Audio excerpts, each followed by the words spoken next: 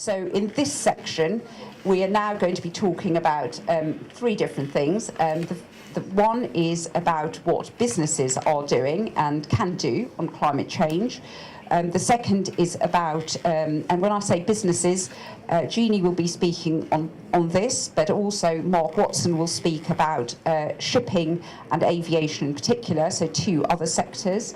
And then we will be looking at innovation. You've heard about, I think it's called Mission Innovation, the programme. And thirdly, about carbon price and trading in particular. And that builds on some of the points made by Jonathan Drew at the end. Green bonds, how do we make it work? What do we really need for this to become large scale? So those are our themes for today. I did want to remind everyone that CLP Group is an Asia-Pacific-wide company. I think most people think of us as a Hong Kong. We are a Hong Kong headquartered company, Hong Kong-based, but we do have a lot of power generation assets in China, India, Australia, Asia-Pacific region. In fact, we are currently one of the largest foreign investors in wind power in India and in China. Just a quick recap, which I think Maura had already done. So basically, Paris Agreement has been ratified, and I think from a business perspective, there are probably 3 points I would take away from it. Number one is really the significance of the 2 degrees, and you will start to hear a little bit more of the 2 degrees language, just because obviously the Financial Stability Board also is coming out with their consultation on carbon disclosure, and a little bit of that will be mentioned. The NDCs, the nationally determined contributions, those represent opportunities for business. Those are the positive signals that we should be looking to. And the fact that the agreement has been ratified, that provides business with some stronger signals of the potential opportunities. And transparency and reporting. For those businesses who are not in the habit of setting targets and reporting more, well, the time has come that you will have to probably report more, as I mentioned. Just as a reminder of what was submitted as part of the nationally determined contributions, this is just a sample of some of the countries in terms of their carbon reduction targets. And last year, really, China at the time was already hailed as groundbreaking in terms of them committing to peaking their total carbon emissions by 2030 or earlier. All right, so that in itself already showed leadership. And as Esther had mentioned, 116 countries have now ratified, so it is now all in motion. I was there with Robert and a few of you who were there also at Marrakesh. It is a procedural COP, so what are one or two of the good things that happened there? Really, if I look on the bright side, the preparatory work was ongoing. And because it's a procedural COP, you're not supposed to get all these big announcements and big agreements that will make the headlines. This is not the point. The point is actually getting all the rules, all the text, all the guidelines, all the definitions, everybody kind of hashing it out on the operational level to make this all work. So that a few years down the road, when we have the next milestone, which is the ramp up of the next version of the plans, that's when all the big hoo-ha comes along. And in fact, just to echo the fact that this, the Paris Agreement was ratified in record time. So if you remember in Kyoto, it took about 5 years to do that. This time it took less than a year. Good sign. Well, if you look at also the procedural definitions and all of that needs to be agreed, again, they're planning for this to be reviewed by 2017, which is next year, and for it to be completed by 2018. Again, that's like half the amount of time that was also taken by the Kyoto Protocol. Another thing that I did want to say that was good was that the 2050 Pathways platform was launched to assist in mid-century strategies. What is this platform? It talks about how countries are being encouraged to say, what is their 2050 target, as opposed to just the 2030 targets, right? Right now, in the NDCs, it focuses on 2030. But a lot of countries are starting to realize, look, it's also a longer-term issue. Again, for businesses, this is good news because it gives a lot more certainty and longer-term vision as to what are the business opportunities in these countries.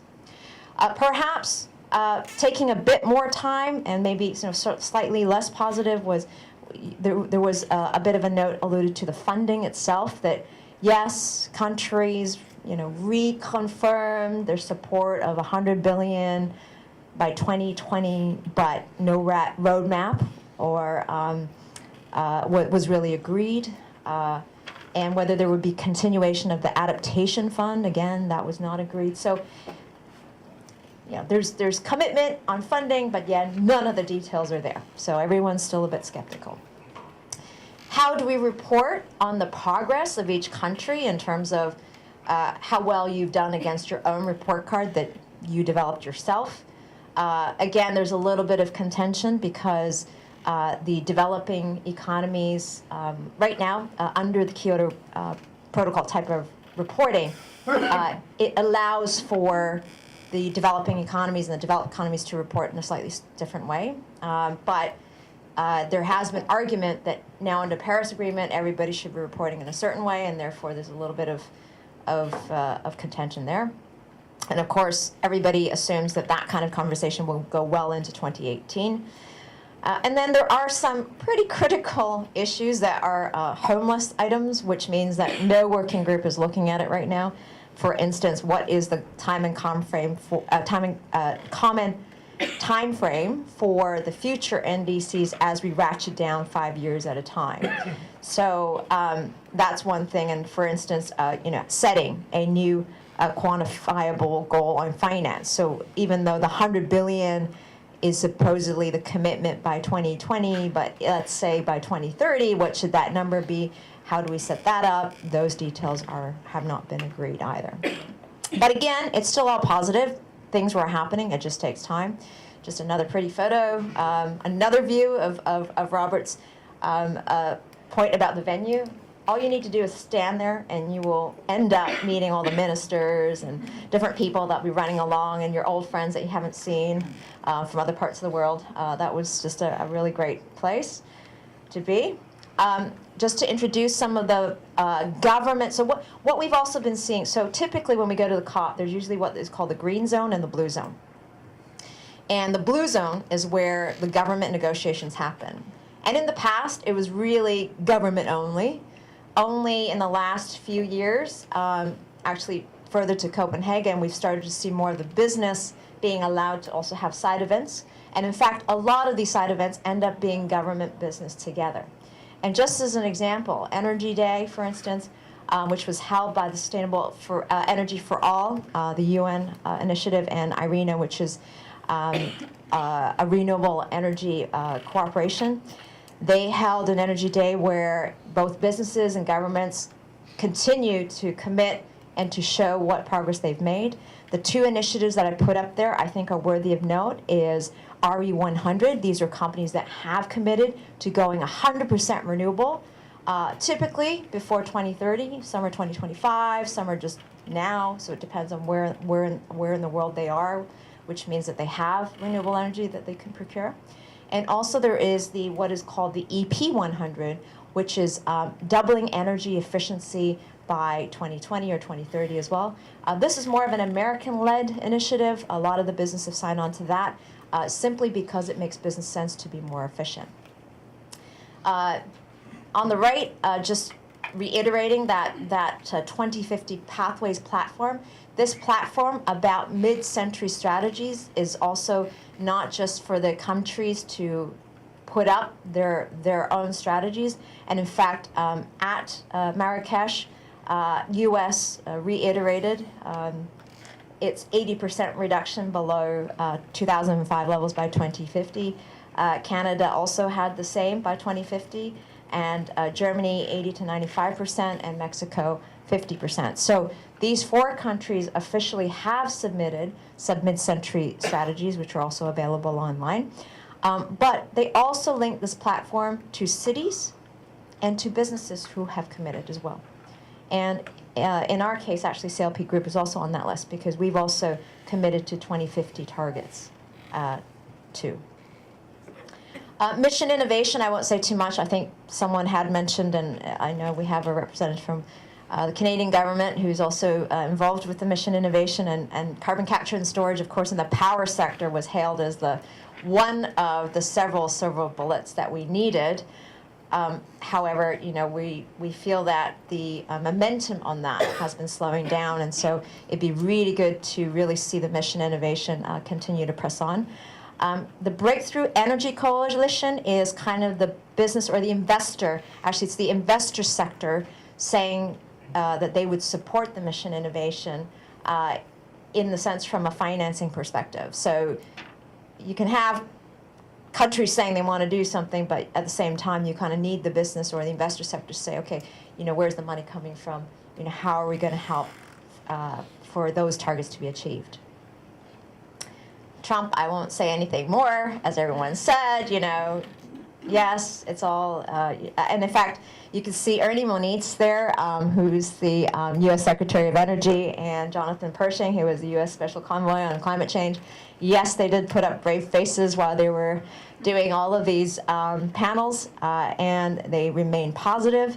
And in one case, the U.S., Jonathan was sitting right next to Canada and Mexico, and he just mentioned, yes, and we will continue to learn from our neighbors. So it was quite interesting that that happened. And by default also, because the U.S. was seen to be pulling out, China has really come ahead. Yes, there was talk that, would China pull back? No, of course China's not going to pull back. China submitted what was linked to their development plan.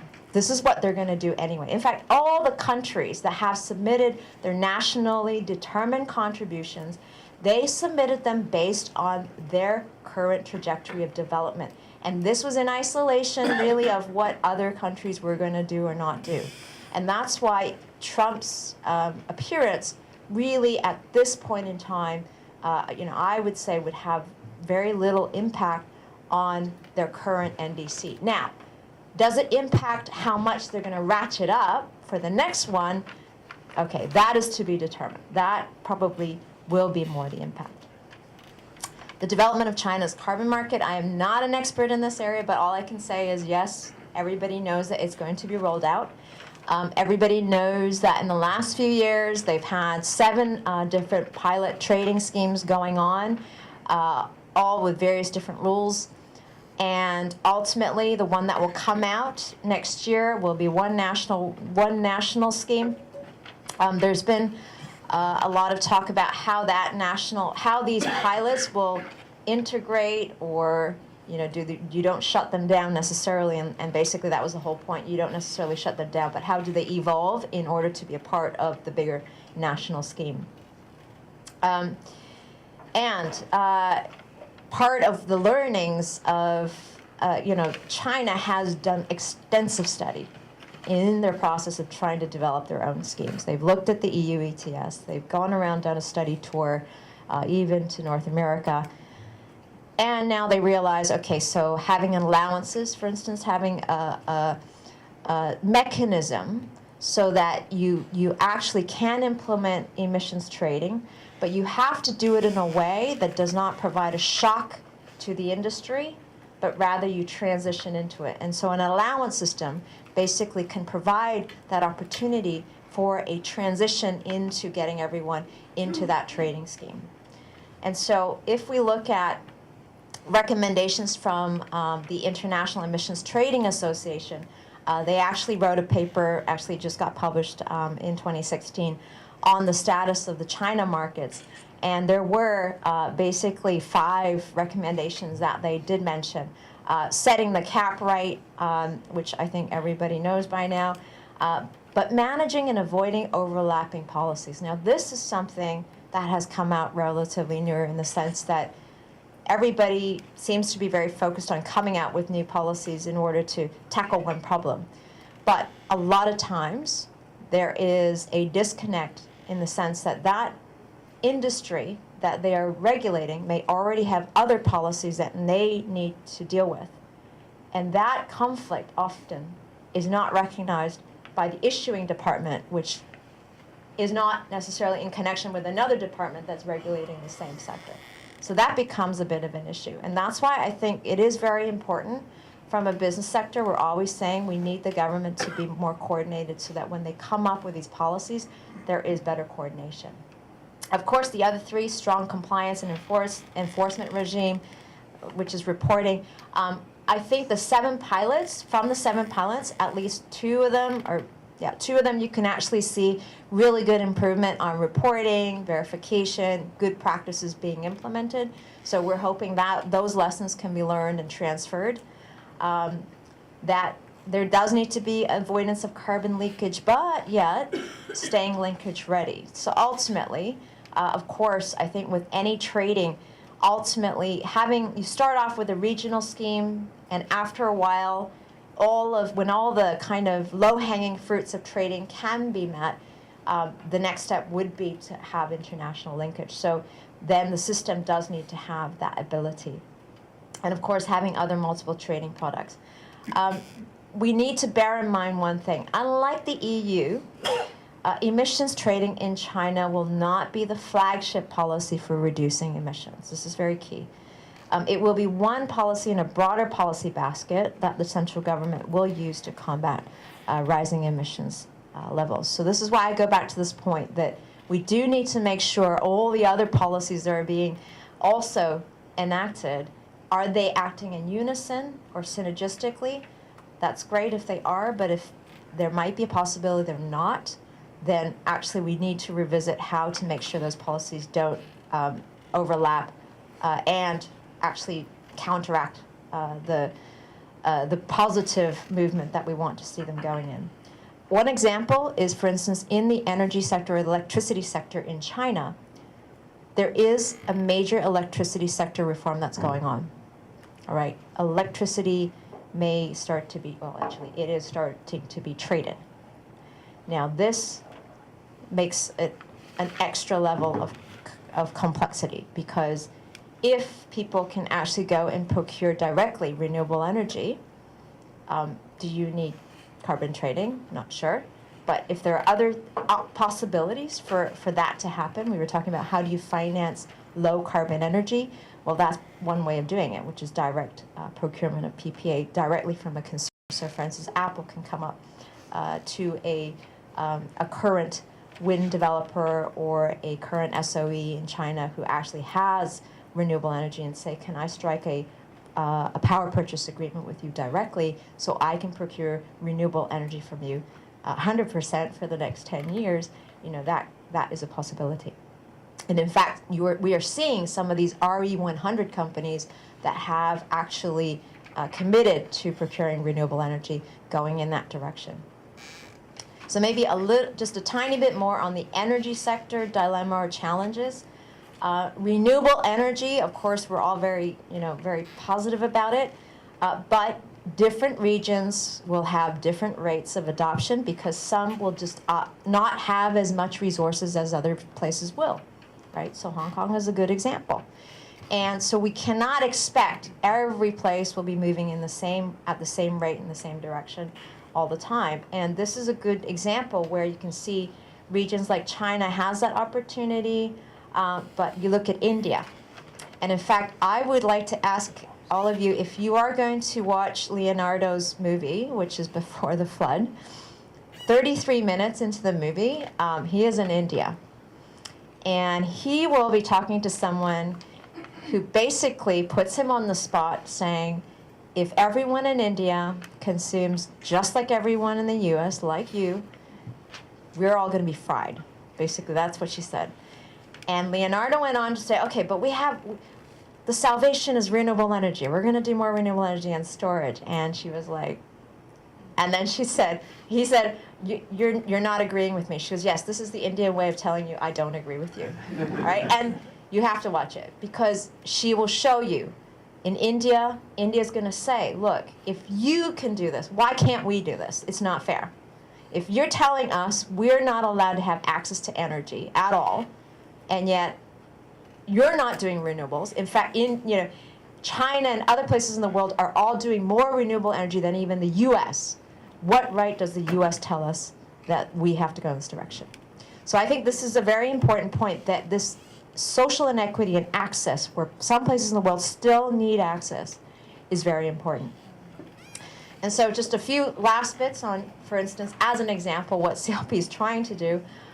Yes, we also have a Climate Vision 2050, as I mentioned before. We've set ourselves long-term targets. We have a 20% renewable energy target for the group by 2020. In Hong Kong, of course, it's very difficult because we don't have as much land. The wind resources obviously are much more difficult to harness given there's less land.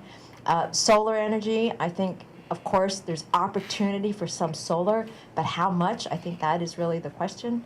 We have a 30% non-carbon emitting target by 2020, which really means that it's renewable energy plus nuclear power. And if we look at our progress so far, at the end of last year, as a group, we're now at 0.81. But the story in Hong Kong has been a great one, all right? And I really want to make sure people realize that. In Hong Kong, you can see by comparison, last year it was 0.54 kilograms of CO2 per kilowatt hour compared to our group one, all right? And the group one is very much affected by Australia and India, where we do have a lot more coal. So as a result, I just wanted to show this is how different it can be in different places in the world. Our renewable energy target, we're well on our way. We're almost at the 17% mark. And hopefully we will meet our carbon intensity target as well of 0.6, but I think it'll be quite challenging. And so that's why we were very happy to hear that the Paris Agreement has been ratified, because we have seen the detriment of Copenhagen not being signed. When that did not sign, 2 or 3 years, we saw the actual decline in terms of the policy support for renewables. And that's why we ended up slowing down as well, much quicker than actually we thought it would ever happen, because we thought it would be ramping up. And instead it was slowing down because Copenhagen failed. So in that sense, we're still very positive. We want to continue growing our renewables. We did issue our first green bond in September last year. It was a 90 million US bond, much smaller compared to the MTR and the Link REIT ones. But we thought it was important to do it in India because actually, as you saw regionally, India is the place where there's going to be the biggest challenge. So what we're trying to do is put our money where we think the biggest impact could really happen. And that's why also in India it made sense. It was not just the impact, but also the fact that financing in India is more expensive. So even from a business perspective, our Treasury was trying to figure out, if we want to do more renewables in India, what are the challenges? And one of them was the high cost of capital. And doing a green bond in this case really helped the business case. So it doesn't have to be CSR.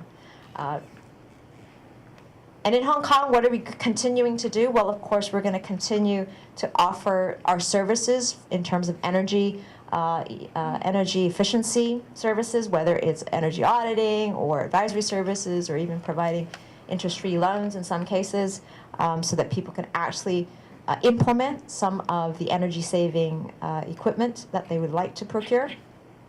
Also, switching more to lower carbon-intensive fuels. I know, as I mentioned in Hong Kong, right now today you can't procure in bulk renewables, but if you want a solar panel on your roof, let us know, or there are other service providers too that you can let them know, but we'll be happy to help and put you on the grid. Also switching to sort of zero tailpipe emissions, so obviously electric vehicle charging. If you own or you want to own an electric vehicle, but your residential building just does not have the charging, Smart Charge, which is a new joint venture between us and Hong Kong Telecoms, would be happy to help. And in fact, we are now also going to be launching a carbon credits platform so that you can buy carbon credits as the third step. You only do your offset after you have done your energy efficiency improvements and you've looked around, scoured around, and procured as much low carbon energy as you can, and whatever's remaining, only then do you offset, all right? It's not just, oh, it's the cheapest way, let's offset everything. Please do not do that. That is not the right way to do it. And with that, I'd like to thank everyone for their attention. I'm not going to pretend for 1 second that it's job done and that everything is rosy in our particular aviation or shipping garden. We're still highly reliant on carbon and traditional sources of fuel, fast-growing carbon emitters, etc.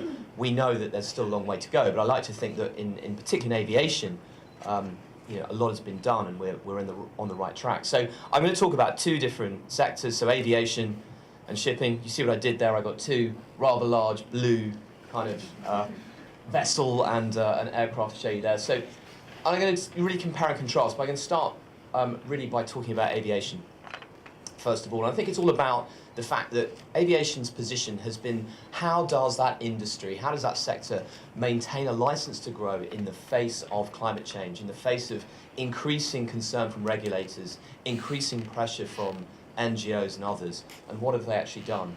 Well, I think the most important point, and sorry about the advert here, Cathay Pacific's one of our new A350s, going daily from Gatwick from June 2017, from five times to 7.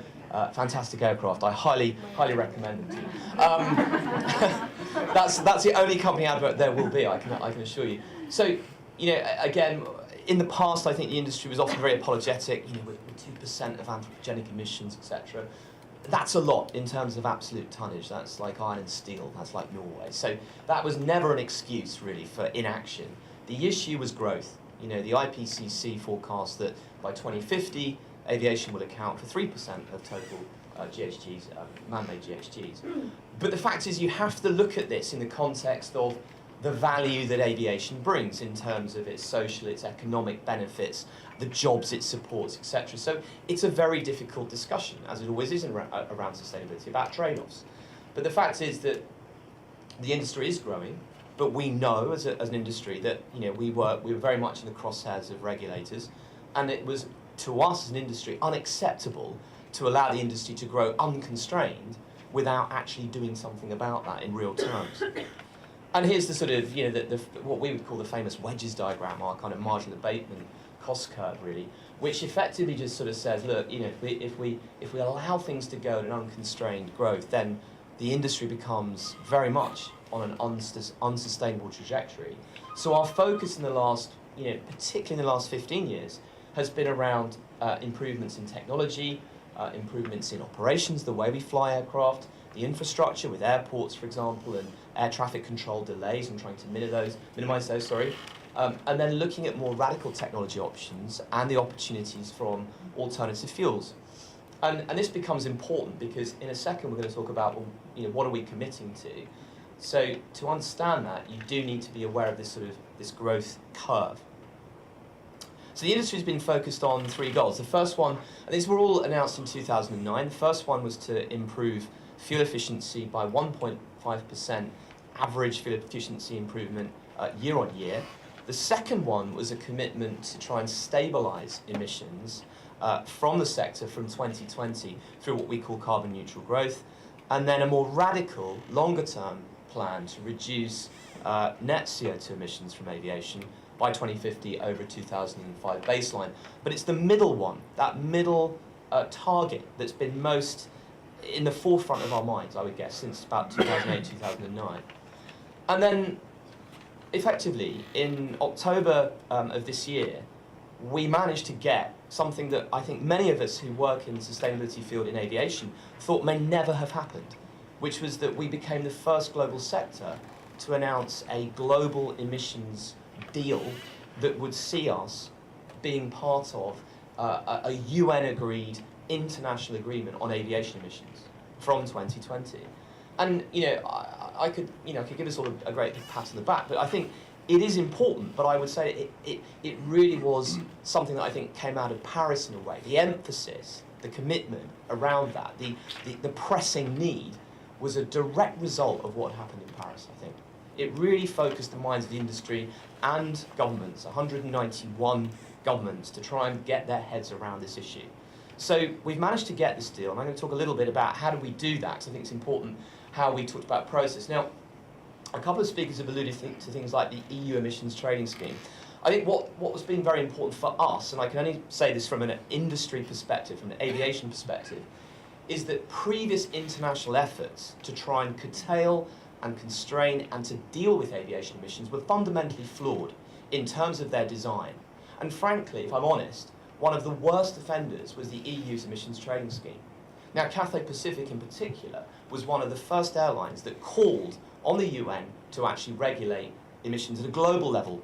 So compared to some other sectors where we think that actually regional schemes might work, for aviation as a global industry, it makes sense to be regulated at a global level. It just makes much more sense because you don't get this kind of issue about competitive distortion, different regimes, different policy regulations, different levels of stringency, different compliance. It's an absolute nightmare. It's an absolute nightmare for carriers and indeed for customers. So for us, it was always going to be something that we wanted to push, but it took 8 or 9 years to get there.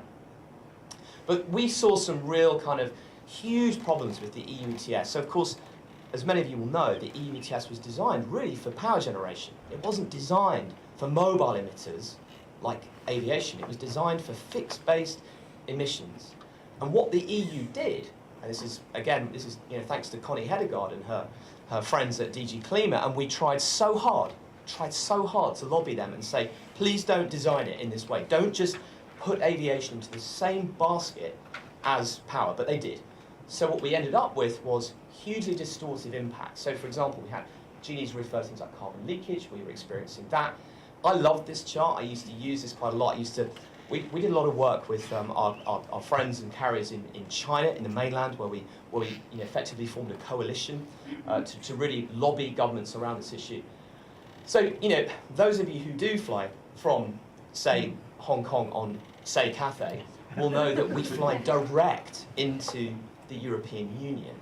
Now, the way that the Commission wanted to handle this was to penalise carriers that flew directly and actually make a carrier who was going to fly through an intermediate hub, such as Dubai or Abu Dhabi, that carrier would only have to pay the carbon emitted on that Middle East to European leg. So we would have to pay the full extent of the carbon charge, even though we know that the most efficient part of a flight is cruise, that actually the most emissions and delays, etc., problems are created during the landing and takeoff phase. So if you're flying on through intermediate stop, you've got 2 takeoffs and landings to deal with, whereas we had 1. So the crazy thing is, Hong Kong direct is 16% shorter, but under the ETS would have been charged at 76% more. So to us, that was just nuts. So we went very aggressive on this, and we had a lot of other help from other airlines saying, yeah, we agree. So what we did, with a bunch of other carriers and an NGO called the Climate Group, is that we set up a small industry lobbying group called the Aviation Global Deal Group in 2009, and we called on the UN to agree to a series of principles by which a global deal should be designed. And we sort of set out a manifesto, if you will. And we talked about the need for environmental integrity. We wanted to make sure that anything we went into was credible. We didn't want to be attacked by NGOs saying, well, this is flaky, this doesn't actually deal with the issue. We wanted something that actually genuinely contributed to reducing our climate change impact.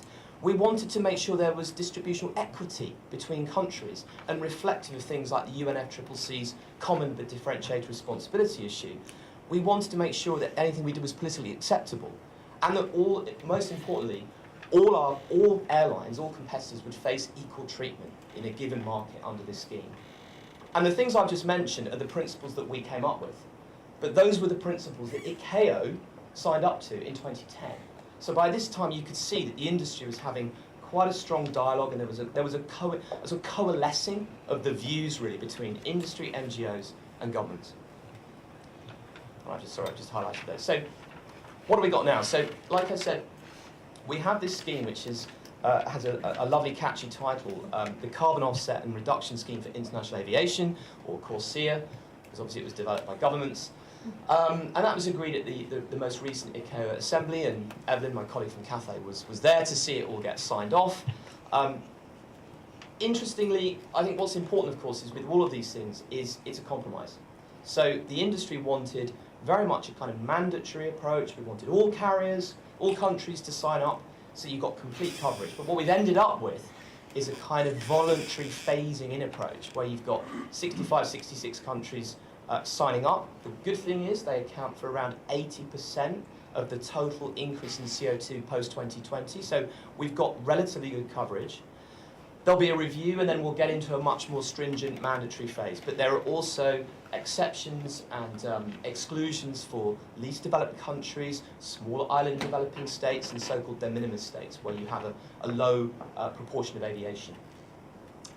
So the other thing that's interesting is the way, again, this is all born out of political reality, as we knew it would be, the way that we work out the costs and who pays for what is done on two things. One we call the dynamic approach, the other is sectoral. So it's a balance or a combination of the growth within the industry and also the growth of an individual airline. It's a mix of the two, and I'll show you the equation in a second.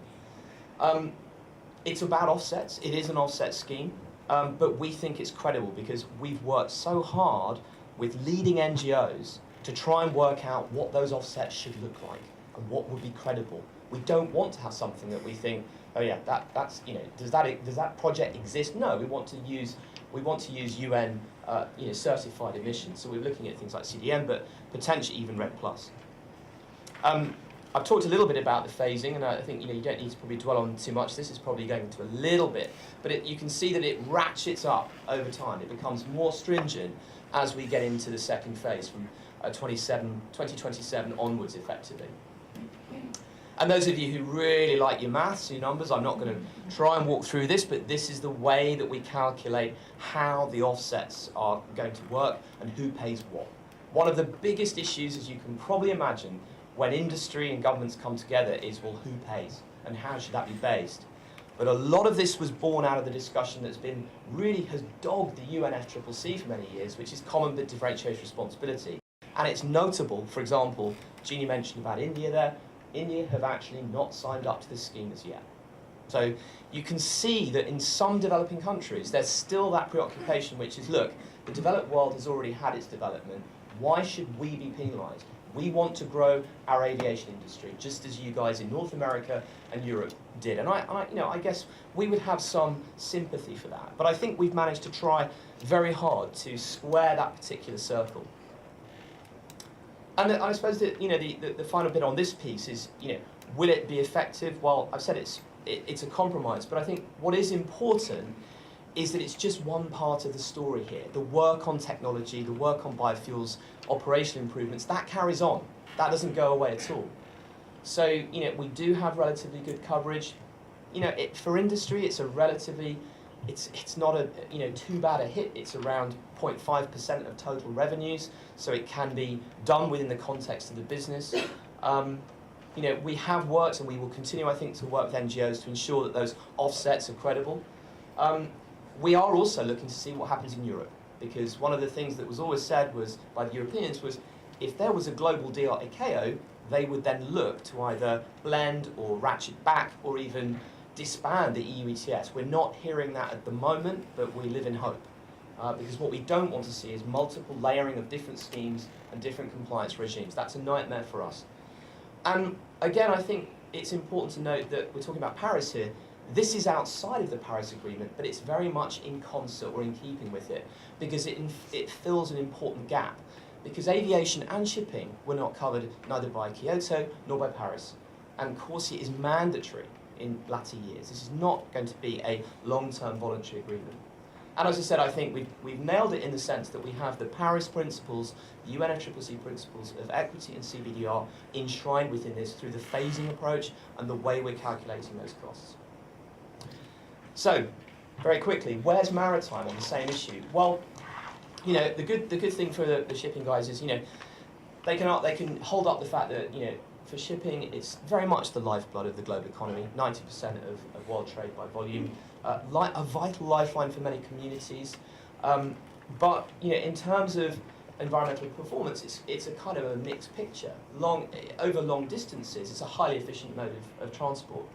It's currently 3% of total man-made emissions. So you remember my comment about aviation will be 3%, but that could rise exponentially. No one really has a strong handle on this. There's so many different views about how shipping will develop, but there's no doubt that it's going to become a very significant sector in the future in terms of emissions.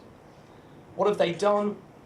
Well, a lot of the work has been handled by the UN, which is the IMO, the International Maritime Organization.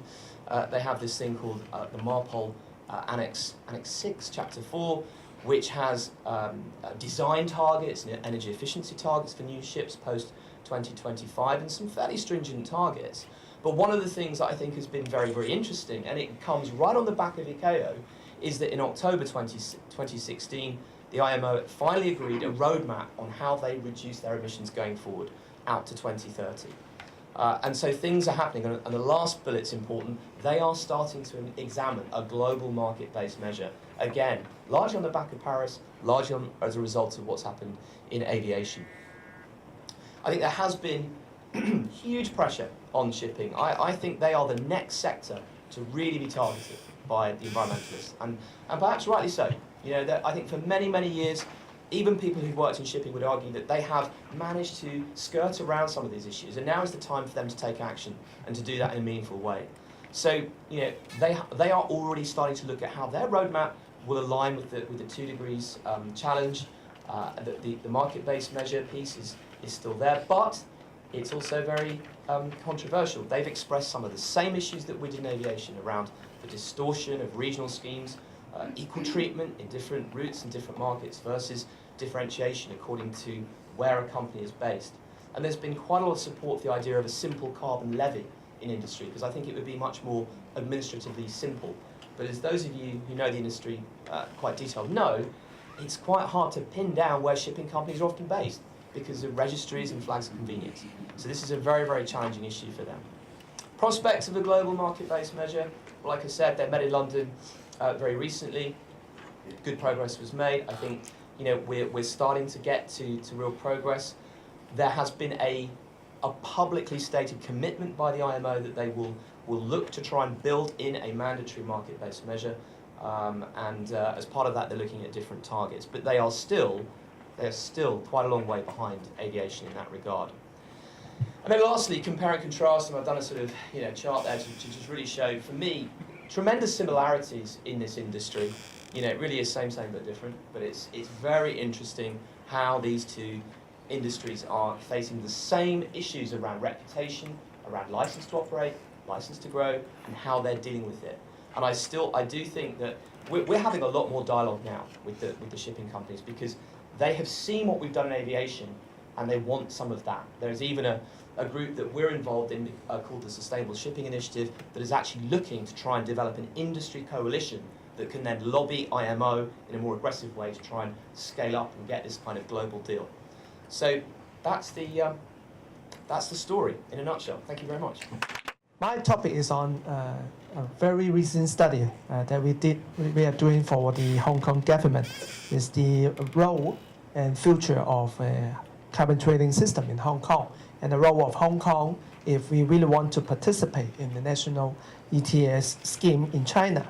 So this graph just tells us the basic element of the ETS. Sometimes you don't like the term ETS trading, because when you talk about trading, people just think of speculations, spending money, doing nothing, but without reducing the carbon. So we prefer the term cap and trade, because under the ETS, an enterprise will be kept with their emissions, and then they have to achieve it through various carbon reduction measures. If it cannot achieve it, the last resort is to trade, through trading. So the element is cap and trade, okay? This graph showing the various trading system in the world, especially you can notice that in China, we have the 7 pilot system that are in place right now for since the past 3 years. And China is now merging towards national ETS scheme very soon.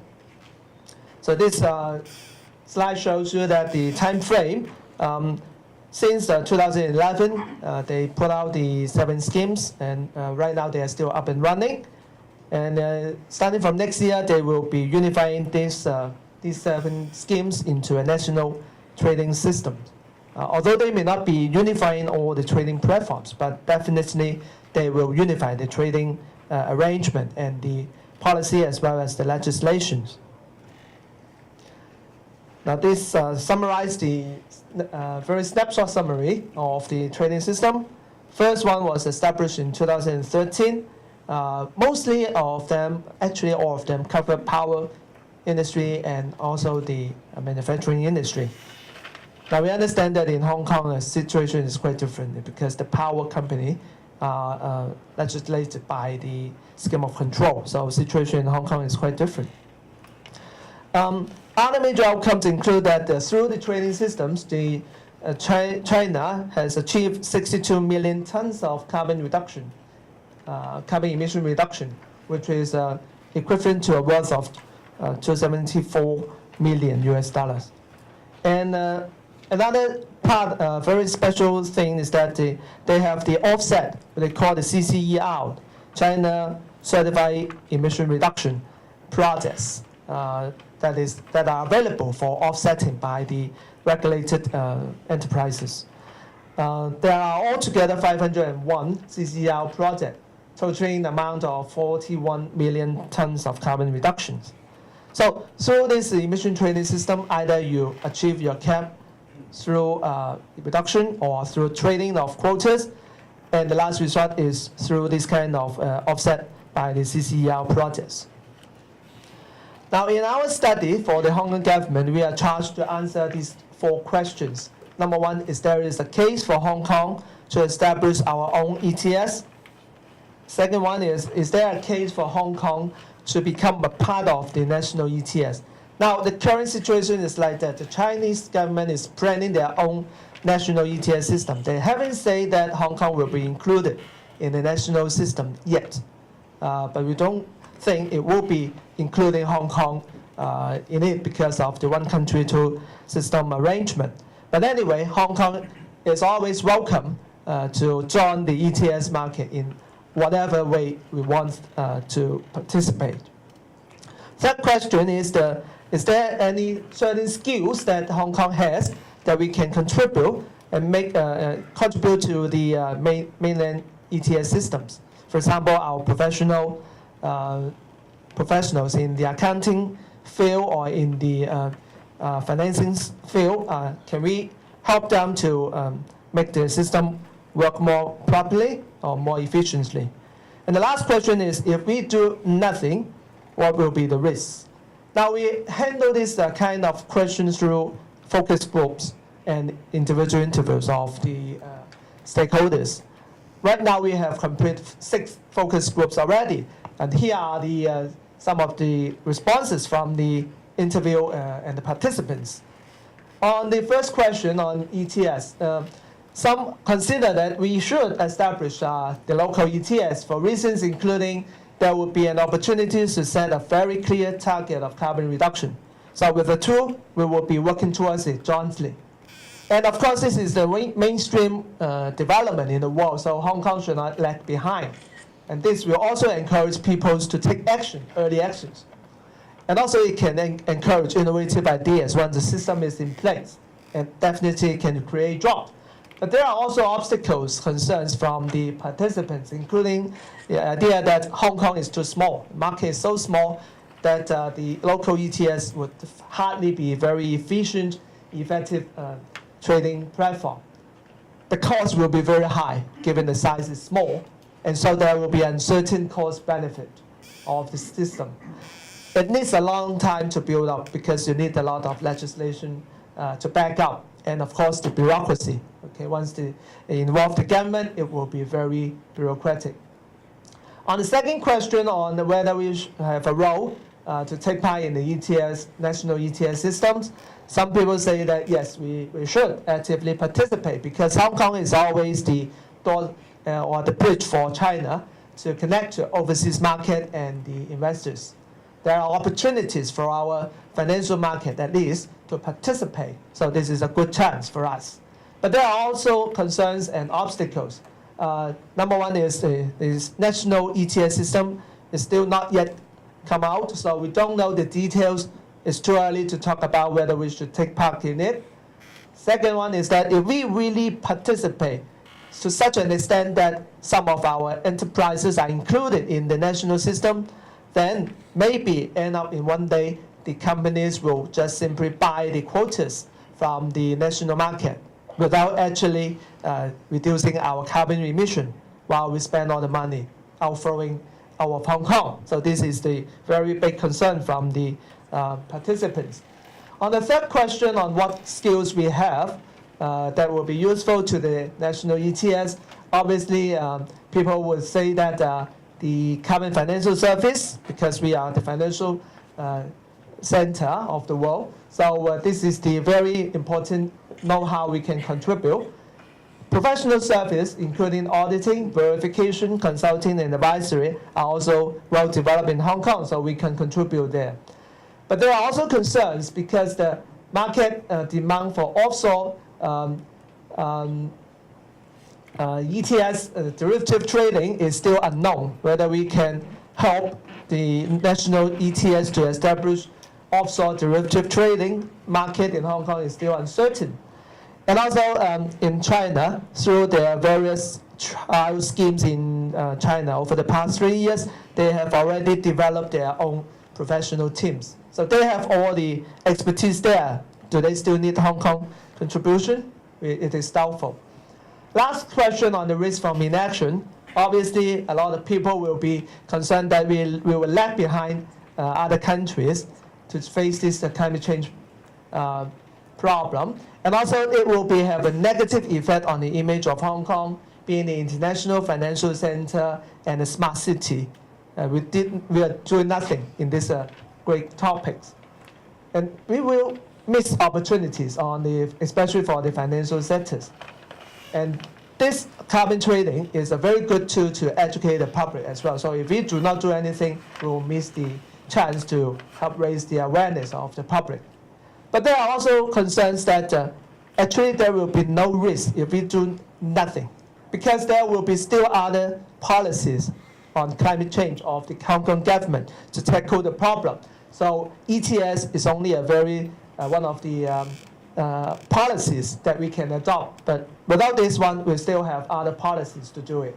And also the uncertainty on achieving the stated benefit is very doubtful. So if we do nothing, the risk may not be that big. So that basically summarized the preliminary feedback from the focus group participants. And we very welcome any view from you, from your organization or from your enterprise. Jonathan Drew finished off his presentation saying green bonds, small at the moment. We need a carbon price in order for the green bonds to actually work. Otherwise, there isn't a return. Green bonds will not be viable in many circumstances. That was Jonathan's sort of final comment. We've had Mark Watson tell us about a number of different ways in which a carbon price is being introduced in different sectors. So in the aviation sector, we've got, in effect, through offsetting, the industry will be paying a certain cost, a certain charge for their emissions. We heard in the shipping sector that they are possibly looking at a levy. So, and then we heard about trading. Now, quite often when we start talking about a carbon price, everybody jumps immediately into carbon trading as if that's the only option. So what I wanted to bring out, and I must say that Robert Gibson, who unfortunately couldn't stay for this part of the session, wanted to draw this out as well, is that there are these other options. He wanted to put to the audience how important a carbon price is for guiding long-term decision-making, investment decisions by companies. Also, it's fair, it's about polluters paying. And he wanted to explain that there are ways of doing this where you could, in effect, have something like a levy, which was revenue neutral in the end. So a tax could be reduced, maybe in Hong Kong, a property-related tax, but instead we could have a tax or a charge on energy use. And in Switzerland, they are trying to do this sort of thing. So Switzerland is beginning with introducing some sort of carbon levy. So instead of jumping straight into the ETS, straight into a trading scheme, they are going to put a charge in effect on energy usage and then look to link to the ETS in the longer term. So the ETS may in the longer term allow businesses to make the most efficient choice as to how to reduce carbon emissions. You know, maybe carbon emissions could be reduced more effectively by doing something else elsewhere. So the trading may be the better long-term solution. But what I wanted to put to my question to the panel is related to that Swiss scheme, because I think that's a nice concrete way of doing it. What do you think about that sort of approach to introducing a carbon price? And perhaps Jeanne, you'd like to go first. Right.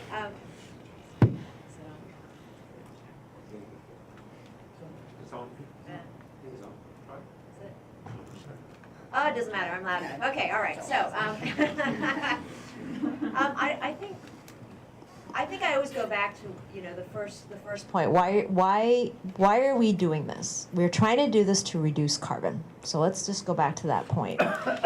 In Hong Kong, and I'll use the power sector as an example, the government right now regulates us, and in fact, they've already told us there is a 2020 fuel mix policy. Thou shalt comply and make sure that happens. And so we are reducing our carbon, as was suggested that the Hong Kong government said, this is the direction we need to go in. So in fact, we are working towards that. So we're switching the Hong Kong fuel mix from 50% coal, 54% coal, 23 gas, 23 nuclear, to virtually basically 50% gas, 25% nuclear, and 25% coal and or renewables. All right? That's already happening. And that will further decrease the carbon intensity of Hong Kong. Hong Kong is relatively small. You've got 2 companies, and they're doing it. And so the question is this. This is one of the examples I was saying, that Hong Kong already has its policy to reduce carbon, which is pretty much a top-down system in this case to say this is going to happen. Now, the potential price or cost is going to be a shadow price that comes through when the customers and during production, the whole process, the charges come out, right? So in a sense, that's already happening. So my question would have been, but why do I need a carbon trading scheme when I'm already doing it? I'm already reducing the carbon reduction pathway that everybody wants. So I think we need to be mindful of that. Look, I'm on the board of the International Emissions Trading System. It's not that I don't believe in it, but I think that there are different tools for different situations and for different times. There is a combination of indirect tools, there's levies, there's trading, but each place must decide what is most appropriate for them. And maybe it's not just the whole scheme, but is it different sectors also will have a different appropriateness in terms of what tools actually work. And I think that is why we need a lot more study. Not that all of them can work, but it's just you've got to find it for the right time in the right place. Mark. So just to clarify, are we talking about Hong Kong here? Yes. No, I was talking about Hong Kong. And you don't need to comment in detail. Yeah. Because we can go on other questions too. I think Raymond's kind of pros and cons or responses sort of summarise it. I mean, I'm not. I guess we were asked some years ago to comment on the idea of an ETS when the China pilot schemes was starting, and I think back then we didn't feel that Hong Kong had the sufficient market, the demand, the scalability, and I think for us, as Jeanne says, companies are already trying to proactively do this. I don't think they're going to need a trading scheme or other mechanism to make them do that. And I think, in a sense, I would rather see government focus on bigger picture issues around, really sorting out some of the issues around climate change, resilience, biodiversity, ocean preservation, etc. I just wonder if this is a little bit, dare I say, a bit of a sideshow. I'm not sure that there is a strong enough driver for Hong Kong to have its own ETS or own scheme. As I say, we've been. It's interesting because in aviation we were badly burned by the EU ETS because that was a wholly inappropriate mechanism that was applied to our particular industry. But when we as an industry started calling on the UN to develop a scheme, we actually wanted a full-blown emissions trading scheme. So it's not that we're against it. I think Jeanne's hit the nail on the head. It has to be appropriate for the circumstances. I'll be honest with you, I'm not sure about the Hong Kong context, so I'd need to know more about what was being planned. But let me just put a question again. No, I'll give you, don't worry, keep your mind. The question was not, do we need an ETS, especially for you, Raymond, but what about the alternatives? Because and I'm pointing out that this is a particular question that Robert did want me to raise because he explored the Swiss scheme. Fine. But just be. Yeah. I'm sure there are other questions too. So I just want to come back onto that one. I mean, the favourite around things like, so the issue that we have with things like taxes and levies is they tend to be quite blunt instruments. If they're not hypothecated, if the money is, so the revenues raised is not hypothecated into environmental or climate change adaptation or mitigation, then really what is the point? And the problem we've seen is that time and time again, governments in different parts of the world, and not this part of the world, but in particularly in somewhere like Europe, the environment has been used as a kind of poster child to raise revenue that goes to general coffers and general taxation. In our opinion, that's wrong.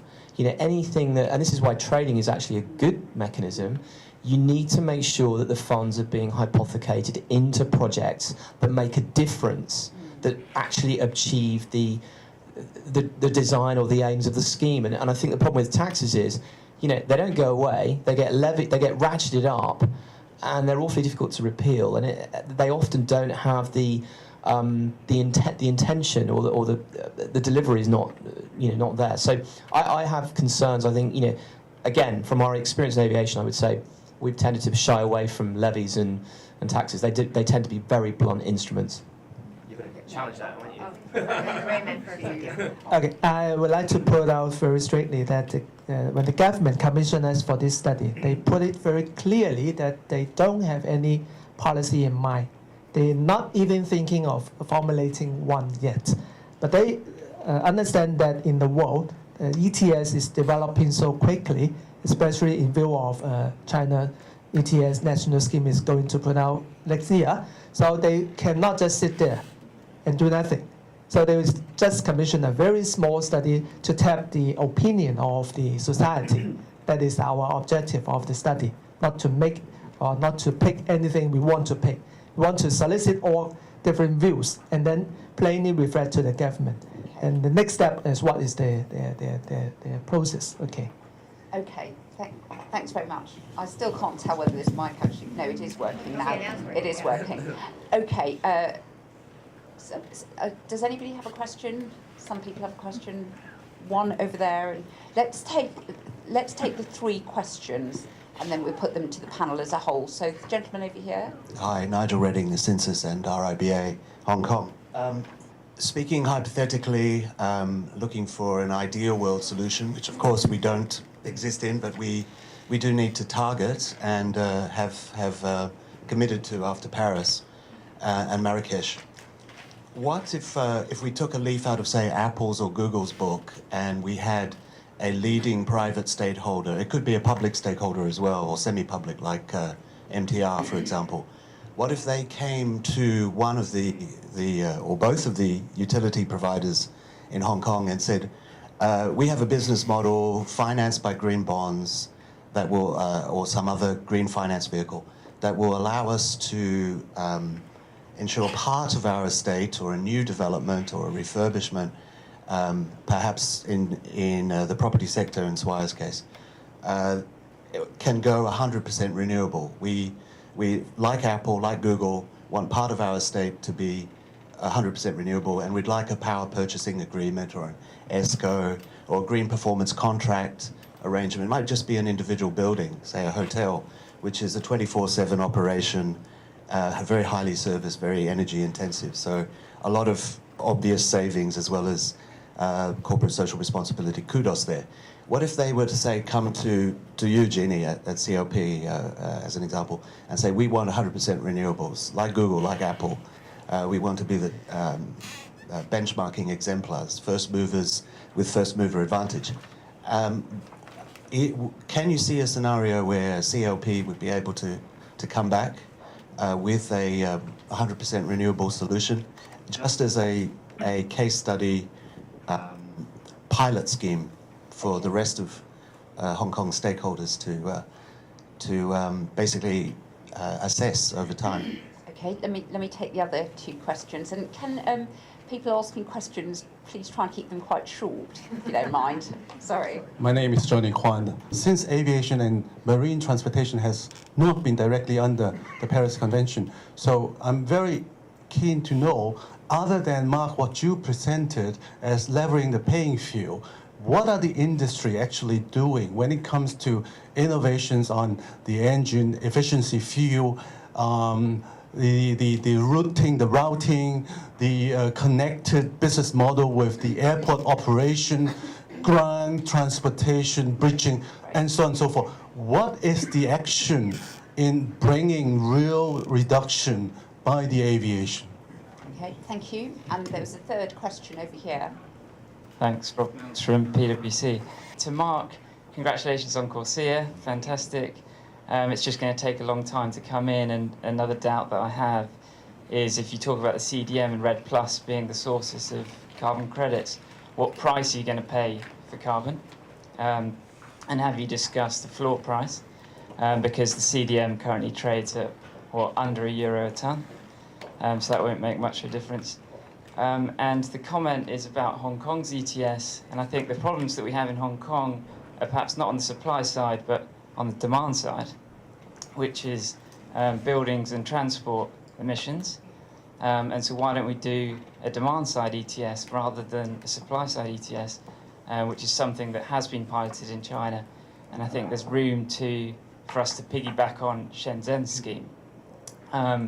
And just to hark all the way back to Jeanne's point on before the flood, time is of the essence. We don't have time to deliberate about what scheme Hong Kong should do. We need to get involved and get on with it sooner rather than later. Sure. So on the supply side, funnily enough, in fact, some of these organizations have come to us, but not for Hong Kong, but for China and India.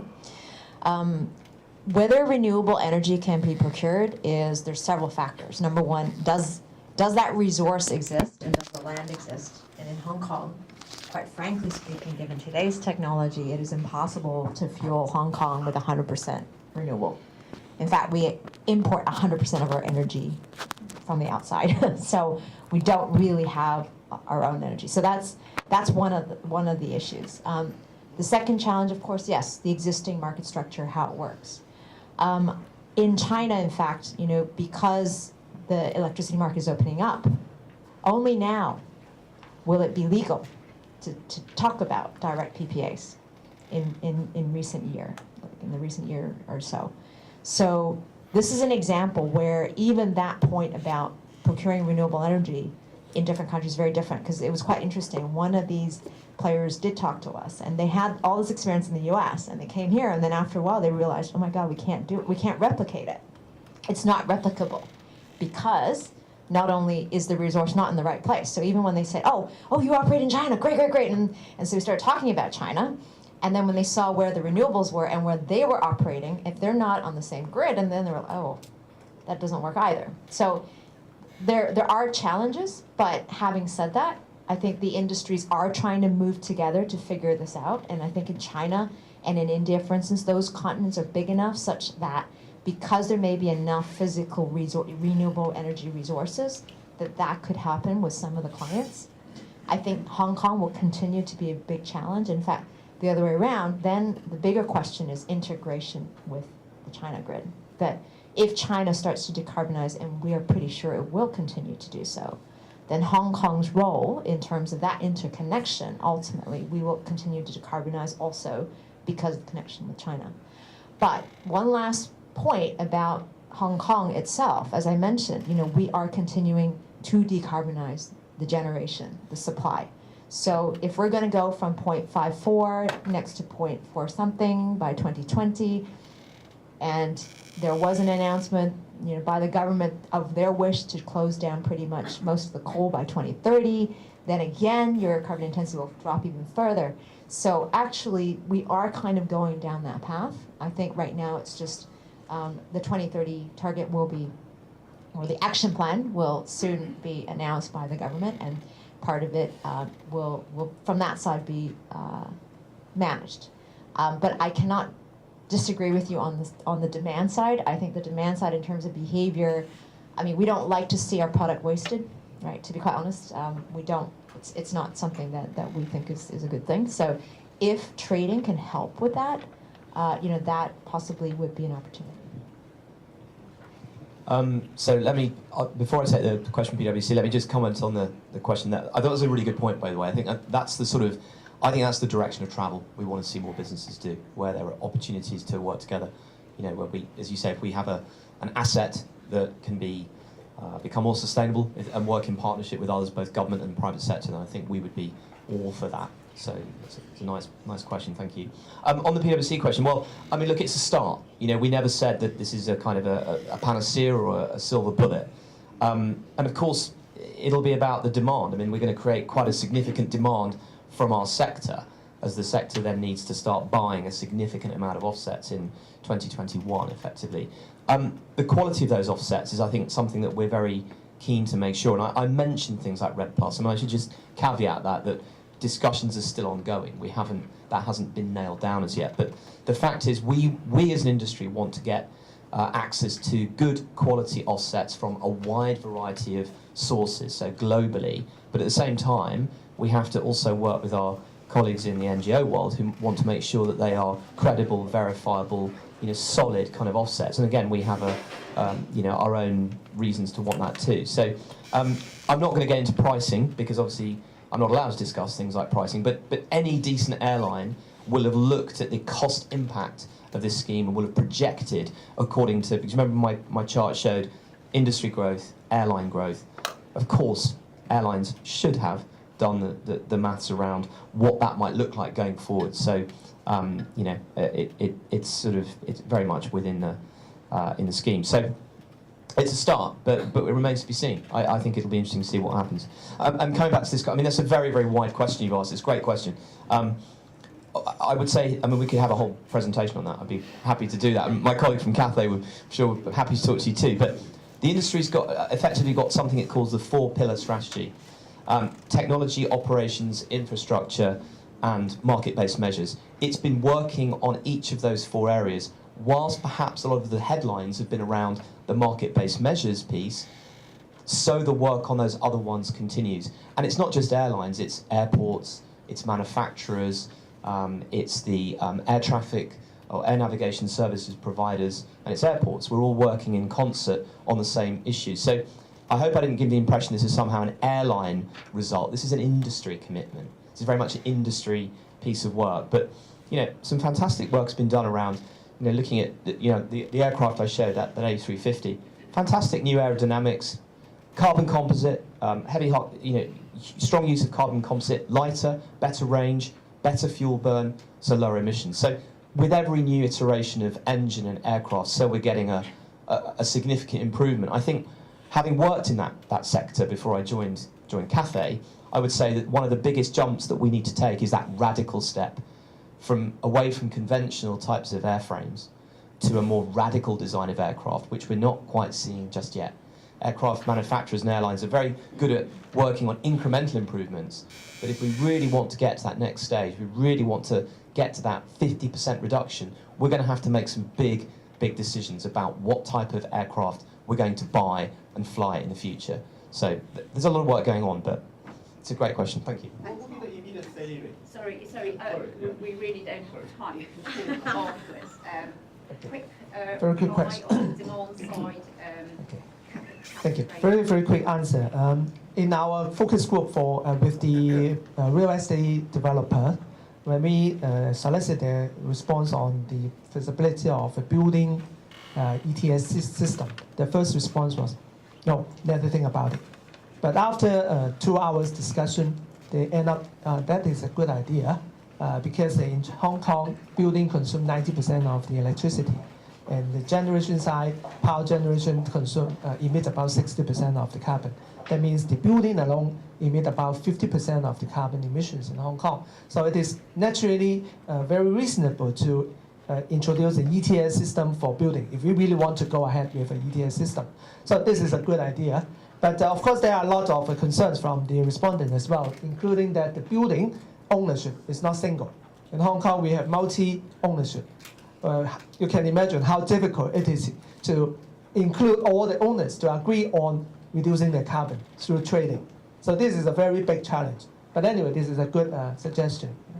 So, in fact, the chair of our Climate Change Business Forum, Eric Chong, was going to come here to give some closing remarks, but he's actually got a back problem. So, anyhow, I'm just going to very quickly say what I think he would have said, which is something along these lines, which, A, the momentum is continuing. We can see that countries have already made commitments and have business reasons to do so.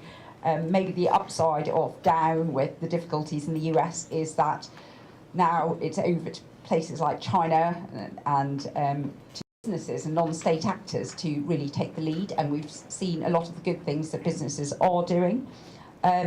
Still looks as if there's a lot of hard thinking to be done on issues like climate finance and how to actually grow this, grow the levels of money that are going to to green infrastructure. We had a good discussion, I think, on carbon price, but that's still a discussion that needs to continue. In terms of working with businesses, BEC in particular is looking to work on this mid-century target, the long-term targets, how businesses can start thinking through their strategies. And we've got a project which we call Low Carbon Hong Kong, helping business set, I can't remember exactly what we call it anymore, set carbon reduction targets.